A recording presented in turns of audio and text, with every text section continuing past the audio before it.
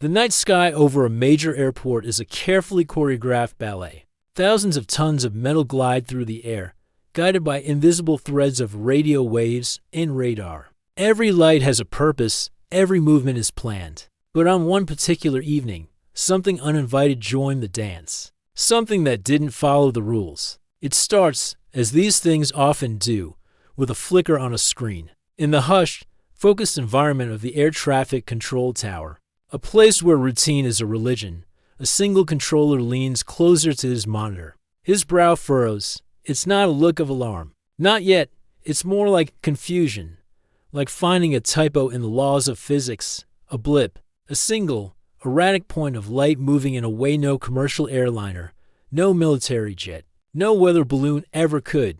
It zips, it stops, it hovers, then zips again. A colleague notices. Points. A hushed whisper breaks the silence. You seeing this? On the screen, the anomaly seems to almost wink back. Miles away, in the cockpit of a Boeing 777 on final approach. Captain Eva Rostova is running through her landing checklist. Everything is normal. The city lights below are familiar. Glittering carpet. Then she sees it. Not on a screen, but with her own eyes.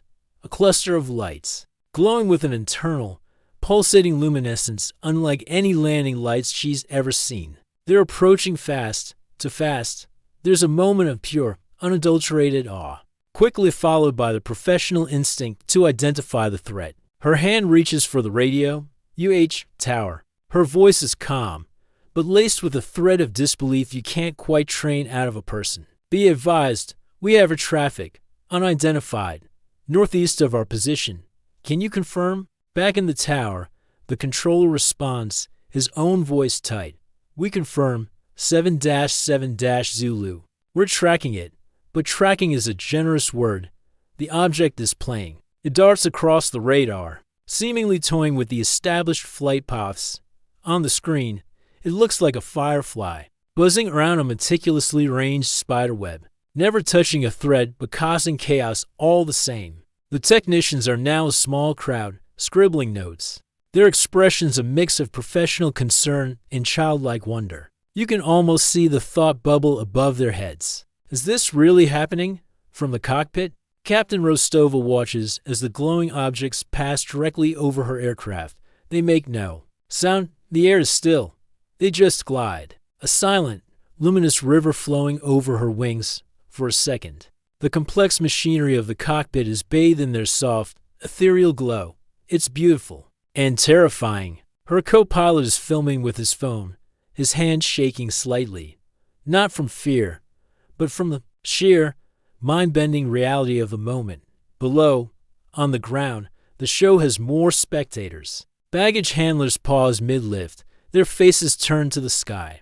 Passengers at the terminal windows press against the glass, a sea of phones held aloft. You can hear the whispers, rippling through the crowd.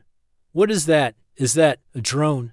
No way. Look how it moves. Security cameras, designed to capture the mundane, record the extraordinary. Grainy, black and white footage shows the lights hovering, dancing above the empty runways, casting long, shifting reflections on the wet tarmac. The incident lasts for exactly 9 minutes. Then, as quickly as they appeared, the lights accelerate vertically. Not like a plane, not even like a rocket. They just vanish, straight up, leaving behind a sky full of stars and a ground full of questions. In the aftermath, the official investigation begins. Radar data is analyzed, reanalyzed, and analyzed again. The data is undeniable. The object was tracked moving at speeds exceeding 3,000 miles per hour, making instantaneous right-angle turns that would crush any human pilot and tear apart any known aircraft. The flight data recorder from Captain Rostova's plane confirms the visual sighting. Her calm but bewildered voice a permanent record of the event. The passenger videos go viral. A storm of speculation, debate, and grainy stabilization attempts. So what was it? The official report, when it finally comes out months later, is a masterclass in non-committal language, anomalous aerial phenomena, unidentified atmospheric conditions. It explains everything and nothing at all. Was it some secret military prototype? A drone of incomprehensible technology being tested in the busiest possible airspace? It seems reckless, almost absurd. Was it a rare, undocumented atmospheric plasma event? A type of ball lightning behaving in a way science has never seen before? Perhaps. Or was it something else, something not from around here? When you look at the trajectory animations, the way the object darted and weaved between passenger jets, it doesn't look like a threat. It doesn't seem aggressive. It seems curious, almost playful, like a dolphin swimming alongside a ship just for the fun of it. A visitor, briefly dipping into our world, looking around, and then leaving as mysteriously as it arrived. We may never know for sure. The incident at the airport has become a modern legend, a story whispered between pilots and controllers, a ghost in the machine of global air travel. It serves as a humbling reminder. We paint the sky with our flight paths, we fill the airwaves with our chatter, and we look at our radar screens, believing we see and understand everything in our domain. But maybe, just maybe, we're not alone in the dance. And every now and then, something comes along to remind us that the sky is bigger and stranger than we can possibly imagine. So next time you're at an airport, maybe take a second to look up. You never know what you might see.